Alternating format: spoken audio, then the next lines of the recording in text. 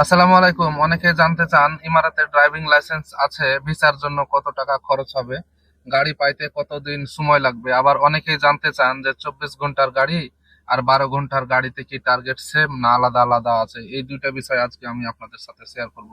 যারা হয়তো বা এই বিষয়গুলো জানতে চাচ্ছেন অথবা যারা ট্যাক্সিতে ঢুকতে চাচ্ছেন তাদের আজকের আমার এই ভিডিওটি হয়তো বা কাজে লাগবে।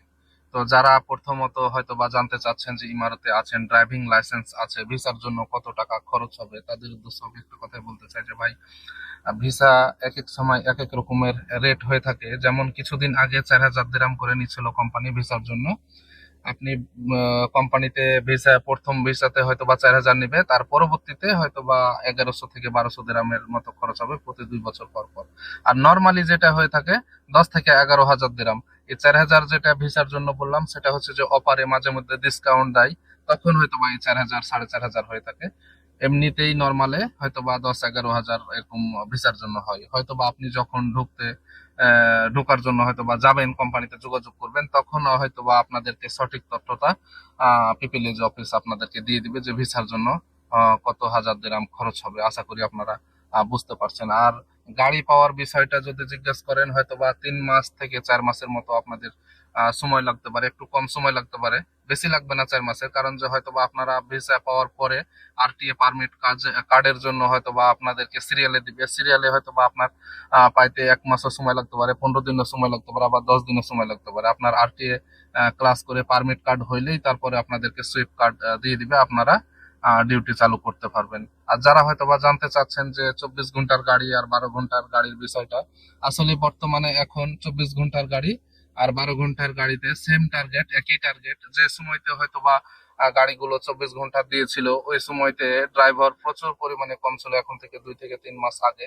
এখন আপাতত 24 ঘন্টার গাড়ি দেয় না, হয়তো বা মাঝে মধ্যে দু একজনকে দিচ্ছে। যারাকে দিচ্ছে আমি মনে করি তাদের নসিব অনেক ভালো। আর এই 24 ঘন্টার গাড়ি যদি আপনি পান, আপনার কাছে হয়তো বা 5-6 মাস থাকে, আশা করি নতুন ভাই ব্রাদারের জন্য তো খুবই উপকার হবে।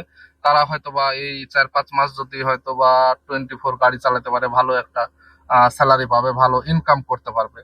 তো আপনারা যারা হয়তো বা 24 গাড়ি পেয়েছেন, অনেকেই আবার বলছে যে চালাতে পারতেছি না, লং টাইম ডিউটি করতে হয়। তো ভাই, আপনি 12 ঘন্টা 13 ঘন্টা ডিউটি করলেই যথেষ্ট। আপনার শুধুমাত্র আপনার কাছে 24 ঘন্টা গাড়িটা থাকবে।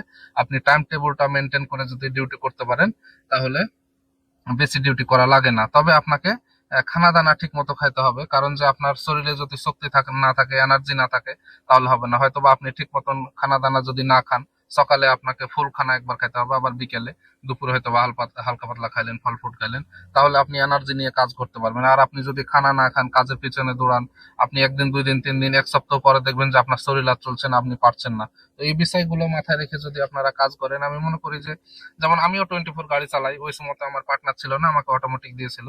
আমি সকাল 8টায় বের হই, 6টার আগে কার্ড সুইপ করি, আর রাত্রে আমি 8টা থেকে 9টার ভিতরে ডিউটি শেষ করে দিই। ইনশাল্লাহ হয়তো বা প্রতিদিন ভালো কাজ হয়ে যায়। হয়তো বা কোনোদিন বেশি হয়, কোনোদিন কম হয়, এভারেজে আলহামদুলিল্লাহ খুব ভালো একটা কাজ করি।